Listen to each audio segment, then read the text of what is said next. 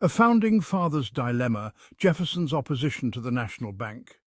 Thomas Jefferson, the architect of the Declaration of Independence and future president, found himself at odds with his contemporaries over the proposed national bank in 1791. A staunch advocate for limited government, Jefferson feared the bank would grant excessive power to the federal government at the expense of individual liberties. He believed the Constitution did not explicitly grant Congress the authority to establish a national bank. This strict interpretation of the Constitution became a cornerstone of his political philosophy. He argued that the bank would primarily benefit wealthy financiers and speculators, creating an aristocracy of wealth and influence. Jefferson's opposition to the bank aligned with his broader vision of an agrarian republic, where power resided with the people and their elected representatives. He viewed the bank as a dangerous step towards a centralized, potentially tyrannical government. This stance put him in direct conflict with Alexander Hamilton, then Secretary of the Treasury, who championed the bank as essential for the nation's economic stability and growth. The debate over the national bank became a defining moment in the early republic, highlighting the fundamental disagreements over the balance of power between the federal government and the states. Drawing the line, union versus general welfare. Central to Jefferson's argument against the bank was his distinction between funding the union and promoting the general welfare. He acknowledged the government's responsibility to provide for the common defense and other essential functions of a unified nation. However, he vehemently opposed any interpretation of the General Welfare Clause that could justify an expansive role for the federal government. Jefferson believed that using the General Welfare Clause to justify the creation of a national bank was a dangerous overreach. He argued that such a broad interpretation would grant Congress almost limitless power, potentially infringing upon the sovereignty of individual states and the liberties of citizens. Jefferson envisioned a government that governed best by governing least, leaving matters of internal improvement, education and social welfare primarily to the states. This clear delineation of powers, he believed, was crucial for preventing tyranny and safeguarding individual freedom.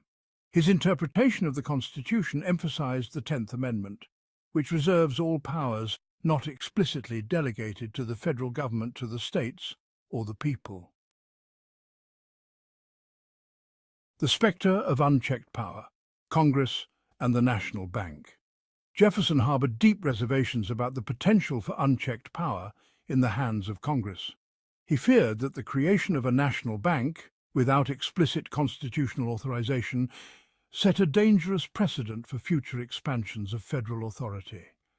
He believed that if Congress could justify the bank under the guise of general welfare, there would be little to prevent it from enacting other laws and measures that encroached upon individual liberties. Jefferson viewed the Constitution as a document designed to limit government power, not expand it. He argued that the principle of enumerated powers, where the Constitution explicitly lists the powers of Congress, was fundamental to preventing tyranny.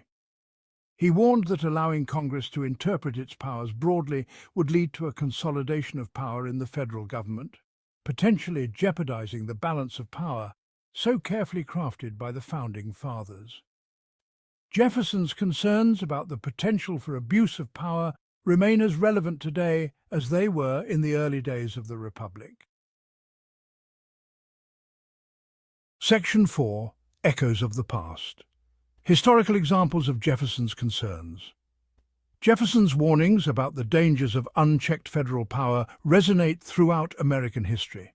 The Alien and Sedition Acts of 1798, passed during a time of war fever, serve as a stark example of how easily civil liberties can be eroded when fear and paranoia grip the nation. These acts, which criminalized criticism of the government and targeted immigrants, were seen by many, including Jefferson, as a blatant violation of the First Amendment. The nullification crisis of the 1830s, sparked by South Carolina's opposition to federal tariffs, highlighted the persistent tension between states' rights and federal authority. Although Jefferson had passed away by this time, his philosophy of limited government influenced the arguments of those who opposed federal overreach. The debate over slavery and its expansion, culminating in the Civil War, further underscored the fragility of the Union and the enduring struggle to define the boundaries of federal power. These historical examples serve as cautionary tales, reminding us of the importance of vigilance in safeguarding individual liberties and limiting the scope of government. Section 5. A timeless warning. Jefferson's relevance in the modern era.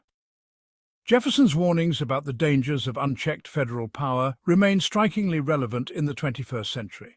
The exponential growth of the federal government, particularly in the areas of spending, regulation and surveillance, has sparked renewed debate about the proper role of government in a free society. Concerns about the national debt, fueled by massive government spending programs, echo Jefferson's fears about fiscal irresponsibility and its potential impact on future generations. The ever-expanding regulatory state, often criticized for stifling innovation and economic growth, raises questions about the balance between government oversight and individual freedom. The debate over national security and privacy in the digital age, particularly in the wake of 9/11, highlights the tension between protecting citizens from harm and safeguarding their civil liberties. Jefferson's belief in a government that governs best by governing least, while respecting individual rights and state sovereignty, continues to resonate with those who advocate for limited government and individual liberty. His writings and speeches serve as a timeless reminder that the price of liberty is eternal vigilance. Section 6. Safeguarding Liberty, the enduring importance of checks and balances. The debate over the National Bank in 1791 underscored the crucial importance of checks and balances in a functioning democracy. Jefferson's opposition to the bank, rooted in his deep-seated belief in limited government and individual liberty, reminds us that power, once consolidated, can easily be abused. The Constitution, with its intricate system of checks and balances, was designed to prevent any one branch of government from becoming too powerful. The separation of powers among the legislative, executive and judicial branches, coupled with the principle of federalism, ensures a diffusion of power that safeguards individual rights. However, as Jefferson recognized, the effectiveness of these safeguards ultimately rests on the vigilance of citizens and their willingness to hold their elected officials accountable. The enduring legacy of Thomas Jefferson lies not only in his eloquent defense of liberty, but also in his unwavering commitment to limited government. His warnings about the dangers of unchecked power, particularly in the hands of the federal government, serve as a timeless reminder that the price of freedom is eternal vigilance.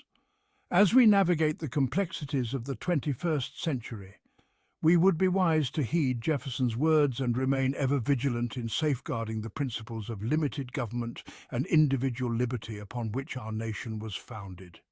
If you found this video insightful, please like, subscribe, and comment below. Keep your head down and your powder dry.